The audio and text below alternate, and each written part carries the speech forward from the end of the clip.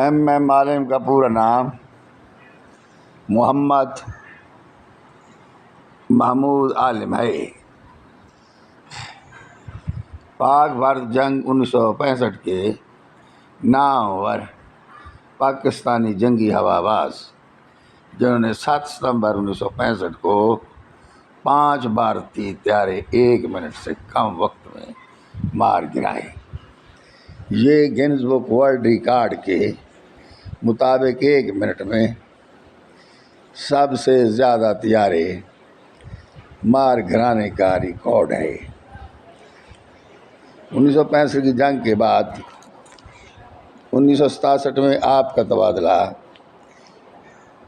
بطور squadron commander برائے squadron اول کے طور پر